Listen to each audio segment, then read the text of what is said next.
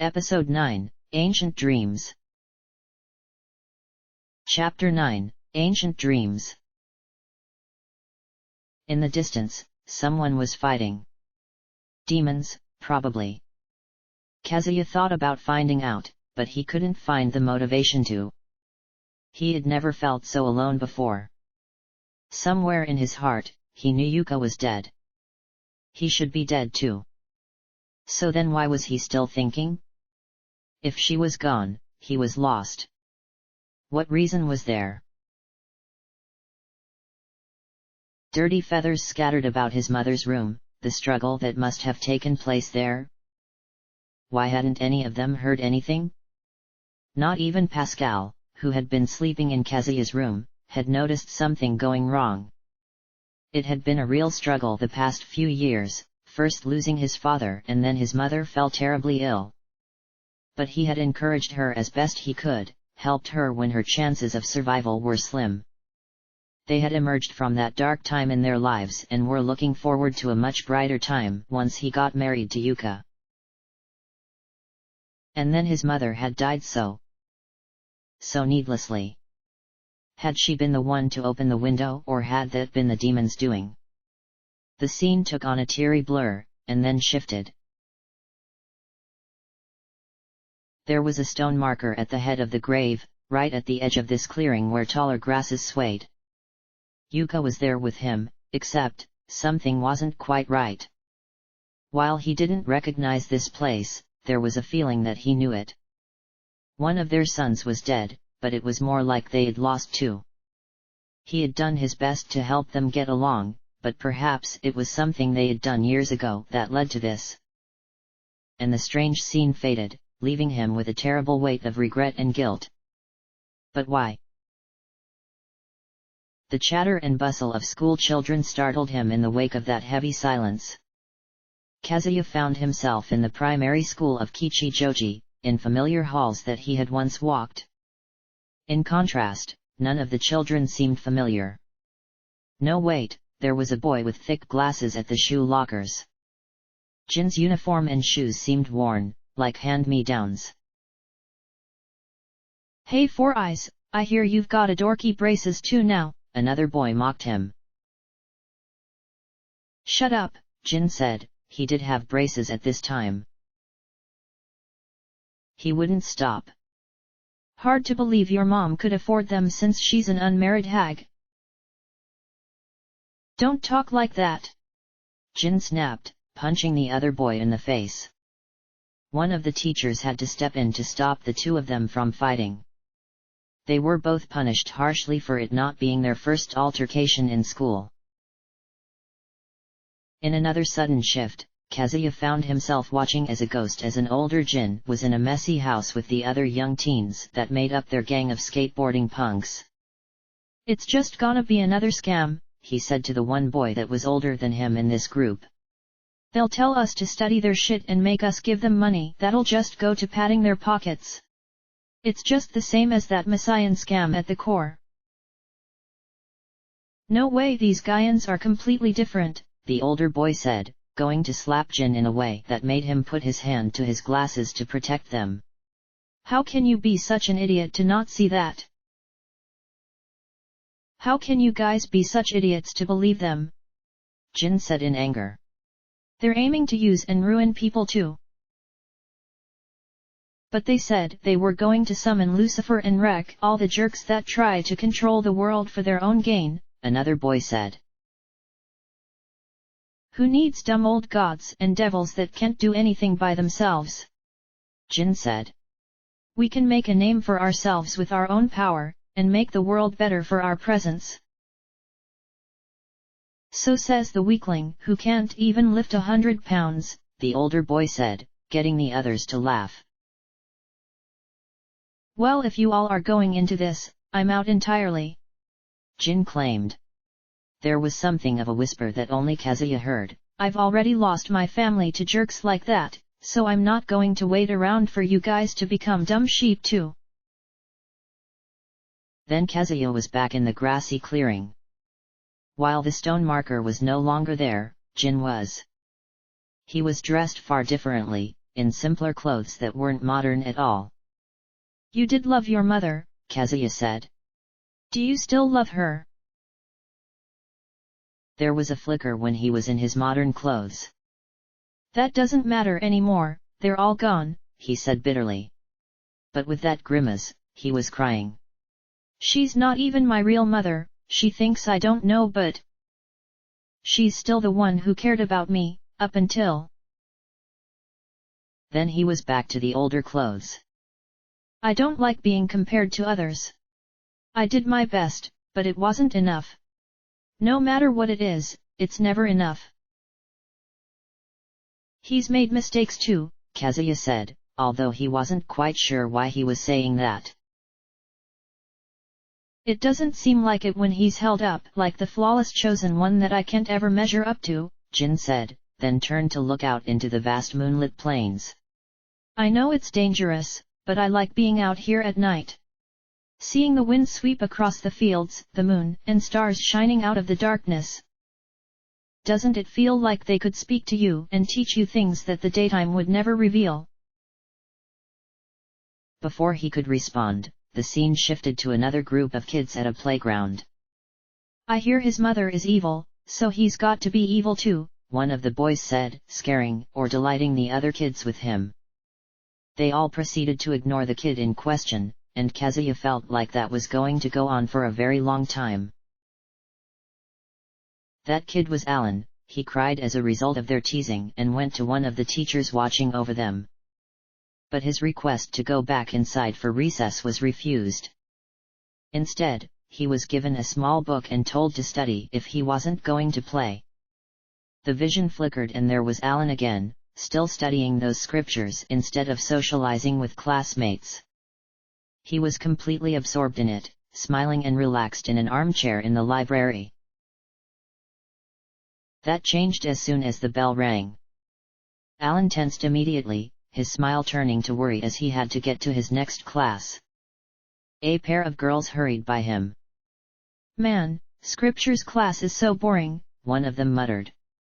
I so want to tell my parents that I don't believe any of this and want to go to a normal school, but they'd completely freak over that. I know, same for me, the other girl said. How many people in this school actually believe? Alan asked to himself. Even some of the teachers. Then they were in one of the teacher offices. The teacher glared at him sternly. That was not what you were assigned to do. Alan went to rub at his teary eyes, but got a silent rebuke for that and took hold of his crucifix necklace instead. It kept him from withering immediately under this pressure. But it was, he said. You said to give a speech on my thoughts about the new Psalms, and that's what I did. I really don't think they compare to the old Psalms, they feel more like they're trying to condemn readers instead of inspiring them to think, and that was not the intention of the assignment, the teacher insisted. Kazuya had a feeling that this teacher never explained that or other rebukes to Alan, a complete failing on the teacher's part. But God is my constant support, Alan said softly, taking it for his own failing. My only support. These new Psalms written in the 17th century, they don't sound anything like him. Then it was just Kazuya and Alan, in the clearing by daylight. Like with Jin, Alan was now dressed in simpler clothes, without the crucifix. I just wanted to help him, but he yelled at me like I had suggested something terrible. Did I? No, it's good that you want to help your brother, Kazuya said, although the statement immediately confused him. As far as he knew, they weren't brothers. Unless... But he's determined to prove himself, so he doesn't see it that way. I want to help people like you do, he said, shifting back to his Messian school uniform. But I feel like I haven't met anyone who believes like I do. Am I wrong, or just strange? I want to help you find the truth, find your way. Then he shifted back. God has been very generous with us, but I worry about the voices of spirits out here. They say troubling things. And then Alan was gone. It was a stormy sunset and that grave marker was back. The wind blew across the grass and faintly whispered, "Come back, Kazuya." Yuka put her arm around his back, resting her head on his shoulder. "How did we fail them?" she asked, her voice shaking. "What is the meaning of this all?" Kazuya asked back, closing his eyes. Thunder rumbled overhead and he felt a chill in the air. "Come back." But would there be anything left to go back to if he could? Did he want to go back, to do whatever he could? Even if the ones who had stood with him were no longer there. It was a responsibility he had accepted. But had he already failed it in being unable to stop Goto and Thorman? Something wet and fuzzy nudged his cheek, warm breath like that of an animal. Pascal? Kazuya opened his eyes and found himself in an even stranger place. But, more beautiful, peaceful. It was a deer that had nosed him. When he reached up to pet her head, she didn't flee or act nervous. He was sitting with his back against a tree's trunk, as if he had fallen asleep there. Something didn't feel right. He felt a mild happiness, but his thoughts didn't feel right. It didn't feel like himself. Frustratingly, he couldn't put a finger on what was bothering him. But he could just let his mind fall into this peaceful place and never worry about a thing again. Not even things he couldn't remember. Yuka leaned over and put her hand on his shoulder. Kazuya looked up and smiled at her. This felt right. But then she whispered something to him. "Go back. You must help them. There was something more to be done."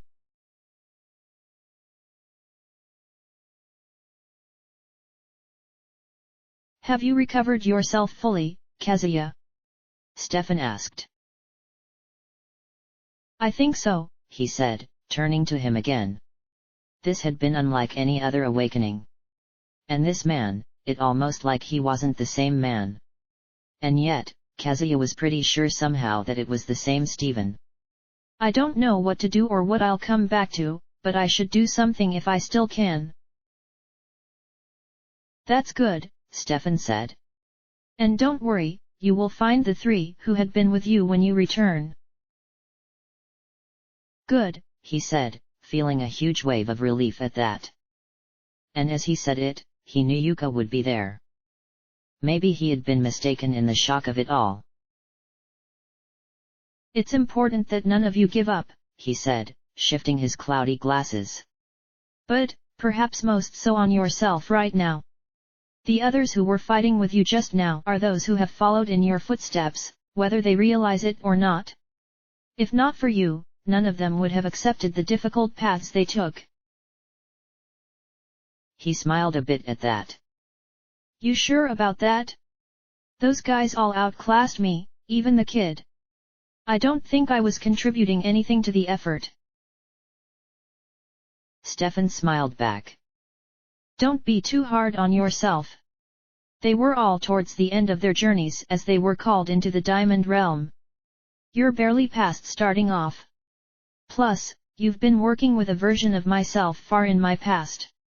He is not aware of as much and is still getting used to things, plus the technology that most of the others were using was perfected, or nearly so.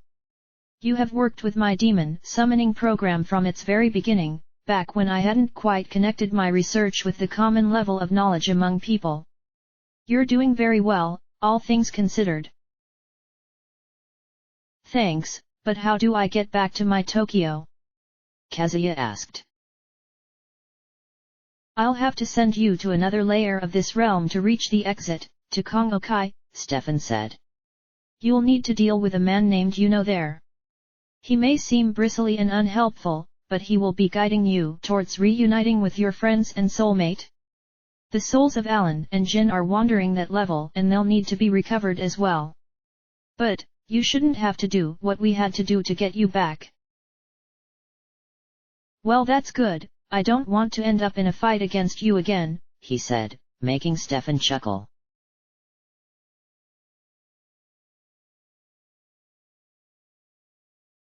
In another dream shift, he ended up in a small room with another old man.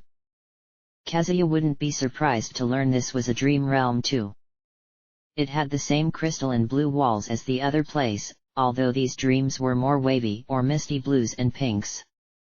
This man had every appearance of being a wandering hermit, old worn clothes, a walking staff, a long scraggly beard.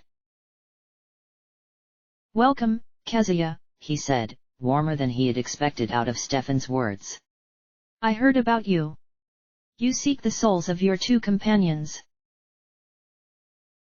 Yes, Alan and Jin, or Yuji and Takashi if you need their birth names, he said. They are here within these walls, Yuno said, gesturing with his staff out the door. But first, would you draw me some soma?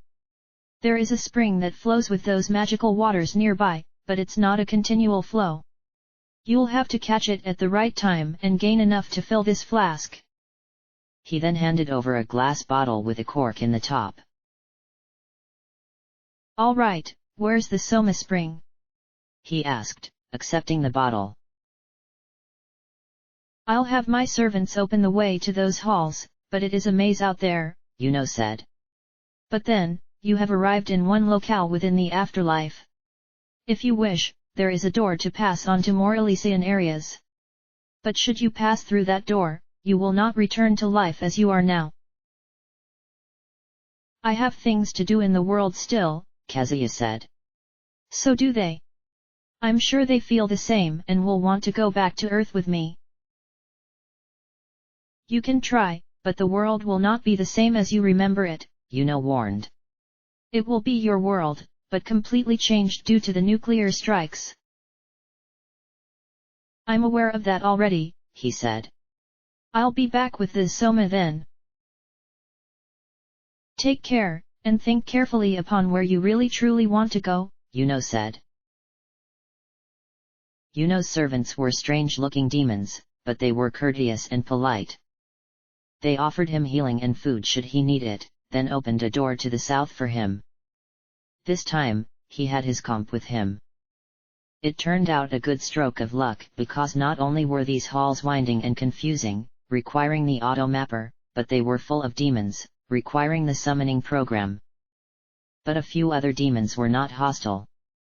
They even gave him directions to the Soma Springs without requiring anything in exchange. But when he got there, it wasn't flowing. Not even the rock pool below had any moisture. Since he'd have to wait, he decided to sit in that area and eat what the servants had given him. Sojin and Alan were here, but what about Yuka? She lived, he knew that in his heart. But finding her... Well, if he knew she was alive, he had a hunch that he could find her, one way or another. He had nearly drifted off to sleep thinking over fond memories of Yuka when a trickle of water startled him. The spring had started up again, starting to spill over into the pool. He waited a moment for the flow to get stronger, then pulled out the bottle and took off the cork. Something about the Soma water was soothing to his skin as bits of it splashed while he tried to fill the bottle. Was it some restorative? That could make sense of why Yuno had sent him after this before finding his friends. Once he had it full, he corked it back up and set it in a secure pocket of his bag. It was valuable enough that he didn't want to set it into the item storage of his comp and have that glitch up again. Then he headed back. This time, he tried to negotiate with more of the demons. With the bottle full of Soma, he didn't want to risk it breaking if a demon turned out very physical in their aggressions. A fair number of them were intimidated by Frost Giant, which helped in getting back safely. He had to uncork it to prove to Yuno that it was Soma. Ah, that is a good sample of it, he said. It would be nice to drink, but you need it more. Now, are you still willing to return to your world? Yes, he said. And you're sure your friends will too? Yes. All right, then I'll let you into the inner halls where their souls wander, Yuno said. When you find them, talk to them to make sure they're focused and that they recognize you, then sprinkle them with a handful of soma. They will return here where I can regenerate them fully. Sure, I'll do that, he said. Perhaps this Yuno required proof of determination before he would do a major favor. If this was the afterlife, it couldn't be easy to restore them back to reality. In the inner halls, he knew there would be less space. But it still felt sprawling and never-ending. The walls were the same everywhere. Even the appearance of doors and turns didn't make for good landmarks. But in searching around, he found a red orb of light drifting through the air. It wasn't the same as their dreams, but he was sure that was Jin's soul. I shouldn't have to always fail, Jin muttered. I've got to get my lucky break someday. I'll make it so they all respect me, when I can grant the wishes of all the other victims of the world's cruelties. Jin, Kazuya called, coming close to the drifting soul. Jin, we have another chance. I want another chance, he mumbled. Jin, listen to me, Kazuya said, waving a hand near him. Kaz? Oh, there you are. I thought I was alone, blasted away when everything went white. Good, but what about Yuka? She's alive somewhere, I'm sure of that, Kazuya said, taking out the soma bottle. You need to be restored, so focus on your desire to get back home. We'll get there. Yeah, I know it, Jin said. Kazuya poured the soma into this hand and dribbled it over the red soul. Once he had poured that over him, he vanished. He'd be back with Yuno now. Now, for Alan. Given how things went in these places, he left the area he was in, setting out for the opposite hallway. The instinct proved right as he came across a drifting blue soul in that area. It's not right, I know God would accept everyone, he said. I don't want to believe that he'd do this. Why can't I make them see that? What must I do to get them to believe too, so they can be saved? Alan, over here, Kazuya said. He tried waving near him too. That worked. Oh Kazuya, what a relief. This place seems endless. It's good that you're here, but what about your Yuka? She's alive, we just have to find her, he said. You need to be restored before we can go back home, though. Focus on your desire to get home, and I'll help. Yes, I want to get back to everyone and protect them as I should, Alan said, a sentiment Kazuya felt deeply. He poured out some more soma for Alan and sprinkled that over him. When he disappeared, Kazuya dried his hand off and checked his comp for the map back. Back in the central area, he was glad to find things quiet. Alan and Jin simply weren't talking to each other right now, perhaps Yuno's presence helped to stifle conflict. Ah, you're back, Yuno said. You may keep what soma you didn't use, it's a refreshing drink. Now, you all are certain of returning? Your city has become a dangerous place. It was a dangerous place when we left, Kazuya said. Alan nodded. Yeah, and we all have responsibilities back there. There's things I need to do still. Yeah, it'd be lame to give up with just that, Jin said. I agree with both of them, Kazuya said. We're going back, not matter what we may face. I just need you to be absolutely certain, Yuno said. Otherwise, your souls may be lost to stranger realms forever. If you're willing to risk that, take the door to the east. I will have my servants standing by to unlock it if you go there. Otherwise, there is always the door to the west if you wish to find peace, or staying here if this place suits you somehow. We'll make it, thanks, Kazuya said. Let's go, guys. Right with you, Alan said. Sure, Jin said, avoiding looking at Alan. When the door was opened for them, it felt like being drawn into a terminal. The blues of the Diamond Realm shifted to reds, yellows, and grays before settling into a city street. But as they had been warned, it wasn't a city like they knew. This was a city of ruin. Huge swaths of buildings had been returned to dust. A few still stood, with windows long blown out and weeds growing through. The streets were cracked beyond recognition. A few young trees could be seen amid the ruins. Demons crawled about in view, but no humans were around. According to the auto map, they were near the Shinjuku Mall. Is this real? Jin asked. This is apparently Tokyo, Kazuya said. Actually, where we left the world, the building's completely gone. Alan put his hands to his mouth. It did really happen. But when are we now? It looks like this has been ruined for a long time. Let me see, he said, opening his comp to see about updating the time by a satellite. It took longer than he was used to, during which the others kept looking around. The giant screen is still up over there, Jin said. Looks like it's even working. It finally updated. We're 30 years ahead? There's not even any news or software updates. There a beep that corrected him. Other than a big one for the summoning program. He set that to run since he relied on it and trusted Steven. But, 30 years. Alan squinted his eyes, putting his hand to his head. That means, everyone we knew from school or otherwise would be way older than us. And a lot of people are probably gone from this. This is... It was bound to happen, Jin said, although he wasn't looking at either of them. The place got nuked. We'll be lucky if we run into any amount of humans.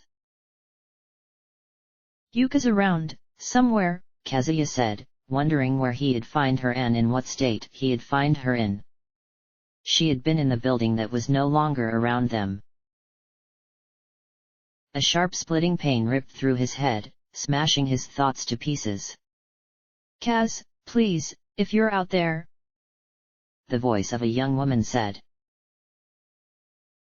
Whoa, you okay? Alan asked, taking his arm. It was lucky since he felt his knees were weak and he might collapse.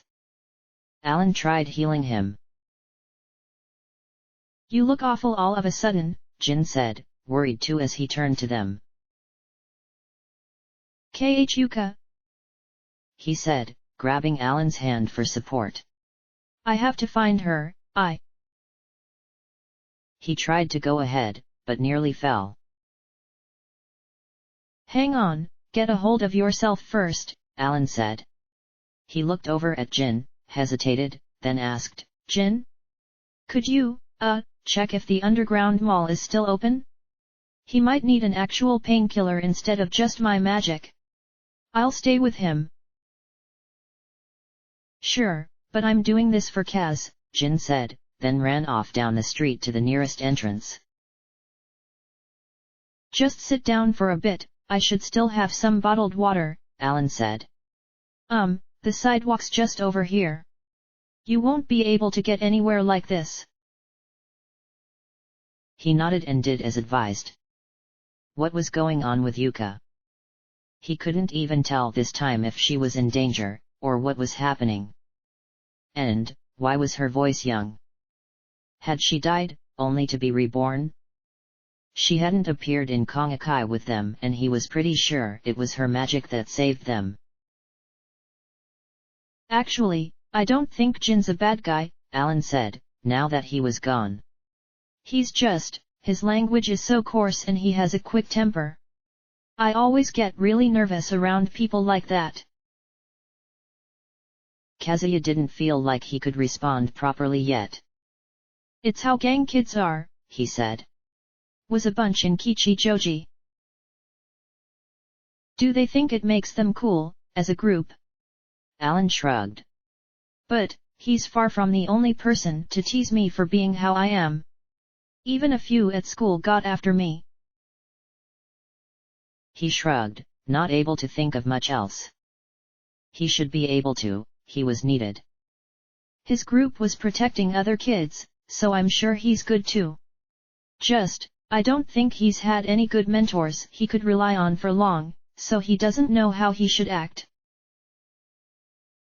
Clutching his crucifix, Alan said, I had the scriptures for guidance, everyone up until my Yuka, and then you and your Yuka, they were all harsh to me. I think you two are more alike than you think, Kazuya said, then closed his eyes. Sorry, I don't know what's going on with me right now. Yuka's calling me. I think I can keep the demons away, at least, he said, putting his other hand on the crucifix and praying silently. Something changed around them, a pure chime and faint tingle that did seem to keep the demons from approaching them. Then Jin came back with the medicines. You guys should come see what's up, he said as he handed the bottle of aspirin over. It's really weird down there. A few minutes after he had taken the aspirin, Kazuya felt like he could get up and walk on his own. He didn't think he could fight on his own, so he sent out Dryad, Angel, and Frost. No, he was now Dervish. Still loyal, so he would help protect them. The entrance to the underground mall looked patched up. A person wearing a police uniform and carrying a baton was standing at the entrance. Hey, we don't mind summoners, but no demons inside the mall, all right? Yeah, but we had to get over here, Kazuya said, dismissing his demons. All right, now stay out of trouble here or we'll beat you up, the cop guard said. That's not how you do things, Kazuya said. No, that's how we do things, so shut up and be glad we're keeping this place safe, the cop argued. He didn't feel like continuing the argument, especially if it brought his headache back. They descended into the mall itself, which was kept in decent enough shape. The walls were patchy, with different colors every now and then. Crudely made signs pointed out where shops, bars, the disco, the Messian church, and the Gaian temple were. There was also a sign to where the housing district was down here. And the people were much different from what Kazuya was used to. They looked pale, save for the wandering cops and a few others that must have gotten outside regularly. Many of them were dirty too, wearing long stained-up robes or old clothing.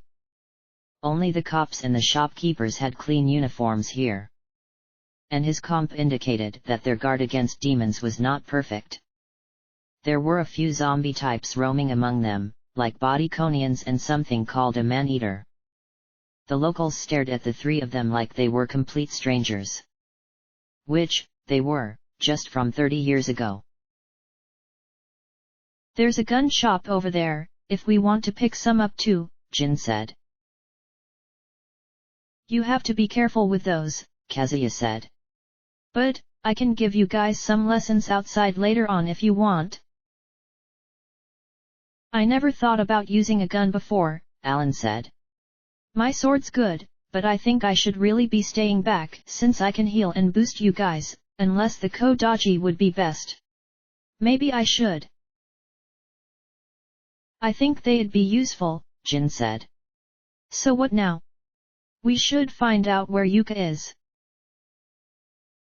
I'd like to see if the terminal is still where it was, Kazuya said. Then, we should probably go around and ask people questions. Figure out more about this time and what's going on around Tokyo at least. It doesn't seem like we'll get information on the world from my comp. They're going to find us suspicious for asking too many questions, Jin said. I think they already think we're suspicious, dressed like we are, Alan said. It won't hurt to be careful, but information is important to have, Kazuya said. They went to where Kazuya's auto map had the terminal located. And as he thought, it was still there. It had been left as he remembered it, save for some dust and handmade charms to keep out bad spirits. He did what he could to move them aside without breaking them. The terminal still responded to his comp, listing the locations that Steven had given him to move around the city previously. Where would Yuka be? He wanted to try to see if he could sense her by their connection as soulmates. But he'd rather make sure he was in a secure place before trying that. Reluctant, he left with Alan and Jin to ask around. People were suspicious of them, up until they said that they were fighting the demons and needed more information. Then they were willing to talk. Apparently Ozawa ruled over this town, much to Jin's displeasure. He had turned the militia into this brute police force that kept order through intimidation and beatings, very much like he had tried back in Kichijoji. But he did keep demons out of the underground mall, for which most people tolerated them. Still, there were rumors that he brainwashed people who were too troublesome. A few people in the housing area did seem strange, hallucinating lights and talking about things that didn't make sense even with demons around. Like before, there wasn't a lot of communications between districts of Tokyo. Shinjuku, for one, was kept with tight borders by Ozawa. Some said that trying to escape to lead to being shot, even killed. But a lot of people tried. Roppongi in particular was said to be some kind of peaceful paradise these days, with a strong shield against demons and an apparently hedonistic culture. Shibuya, apparently the stronghold of the Messian Church right now, was said to also be peaceful and mostly safe. But it seemed angels were frequently seen there and some people feared those angels. There were other places too where people gathered. Apparently Destiny Land had become even more of a dream-like getaway, if you could access the place at all. The Messians had control over the radio tower and broadcast their teaching all day and night. And the Gaians had taken Ikebukuro, a place where apparently people were captured on strange charges and taken to jail to never be seen again. Somewhere, but no one knew where, the Messians were said to be building a grand cathedral. A lot of Shinjuku's residents talked about wanting to go out and help, if only for some work. There was no word about the resistance group that Yuka had led, nor any hints about a similar group that tried to protect all of Tokyo rather than just the separate towns it had become. Eventually, one of the cops came for them. "Hey, you new guys," he said. "The boss wants to speak with you." "Ozawa?" Jin asked, barely keeping the bitterness out of his voice. The brute cop smirked. "Yeah, but don't you be rude to the boss or he'll mess you up good. Come on, this way." "Let's see what he has to say," Kazuya said, although he was torn on how to handle this. Ozawa was clearly keeping people safe and supplied. But the cops, they were a disgrace to the name. They should have been suspended for their behaviors, even in what they shouted at the citizens. What was right to do here? The brute cop brought them to a shop in one of the corners. A staircase led to an upper level that was intact. The newness of it suggested that Ozawa had it built sometime in the past few years. If he could do that, why not find a way to give people homes above ground, if only to have some sun? He wasn't sure how the radiation was, he was pretty sure that was not the reason he had gotten such a bad headache. In a very nice office that would have competed with Ambassador Thorman's, they met with a much older Ozawa. Actually, he looked like he had aged a lot more than 30 years, with thin gray hair and wrinkles on his face. One of his shoulders wasn't sitting right, the one that Kazuya had shot. But he still tried to dress impressively, showing in every way that he had power. "Who are you kids? Are you saying you don't recognize us, Ozawa?" Jin asked in hostile tones. "Hold on, we can be civil, Kazuya said to him, making him snort. I'm Kazuya, and this is Jin and Alan. We're demon hunters. That explanation came so naturally. Messians? Ozawa asked. Only Alan, Kazuya said. And I'm finding that I don't agree with some of them, he said, perhaps thinking this might help right now. I don't know why, but you punks seem kind of familiar, Ozawa said. That kid's coat certainly brings up some memories. Jin scowled, but didn't respond right off. Where did you come in from? None of my border guys reported anyone coming through the lines. Magic, that's all we'll say, Kazuya said. Why are you allowing your cops to be so brutal with the people? That's not right. But it works, Ozawa said. If we didn't keep them in line, they'd be scampering off and getting themselves into all kinds of danger. It's a dangerous wasteland out there, too deadly for most to navigate. There's so few humans left here in Tokyo, perhaps even in the whole world since they went silent to us. So I do what I must to keep them safe and secure. You're making excuses still, Jin said. You're still the same thug you were 30 years ago, just scum that doesn't deserve power. Hang on, now what would any of you know about 30 years ago, before the nukes fell on Japan? Ozawa asked. If you're trying to start up some new gang, then I'm going to have to ask you to stop. And he'd back that up with force, that was clear. He is right in that you're just another scumbag thug who lets abuses of the people get out of control, Kazuya said.